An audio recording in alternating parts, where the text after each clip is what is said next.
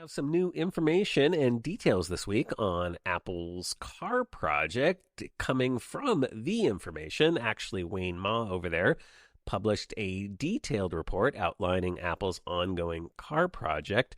He did, in that report, cite some of the many known technical issues and staffing changes and staffing issues that entire team at Apple has gone through. We've talked about those on previous episodes of the MacCast. He also added some new information on what Apple's engineers might be trying to achieve with the project. And I have to say, it is, if it turns out to be true, if his predictions or his information turns out to be true, it's ambitious to say the least. He says that Apple hopes to gain exemptions from the U.S. National Highway Traffic Safety Administration to deliver a vehicle that doesn't have a steering wheel or brake pedals. That would be a radical change from some of the other designs and concepts we've seen so far from other manufacturers.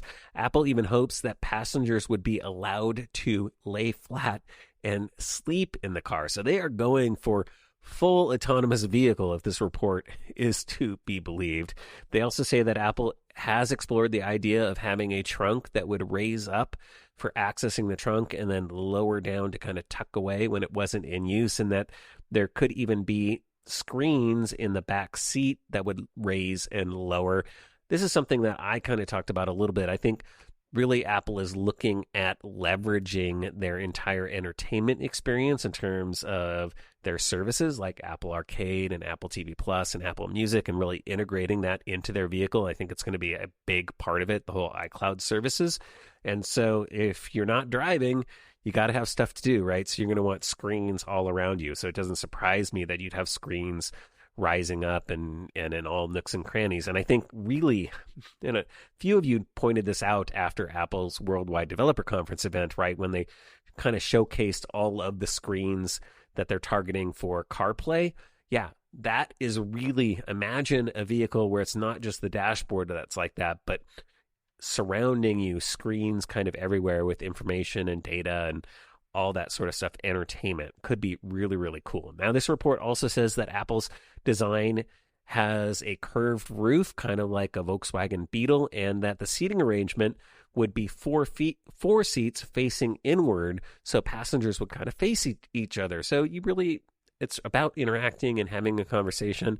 My wife asked me, and I really didn't know, I didn't hear in this report, would the seats swivel around so you could face forward? Because she doesn't like riding backwards. So I would imagine you'd be able to kind of reconfigure the seats and move around and that sort of thing. But the report just says 4 seats facing inward. So sounds really, really cool. Another concern that Apple has is about the vehicle and kind of the work they're doing, according to this report, is how they are going to conceal the car from the public when they have to get out there and start doing public testing. And I would imagine that's a huge fear for them, because think of all the leaks we've had so far. If they actually get a car out on the road, they couldn't even keep the iPhone designs right under wraps. Remember the whole bar incident when a guy just left a prototype in a bar? Yeah, now imagine trying to hide a whole car. I think there's not much they're going to be able to do to kind of cover this one up. But interesting information in this report. Interestingly, the report also talks about Johnny Ive's ongoing investment or involvement, rather, with the project as a consultant with his company Loveform.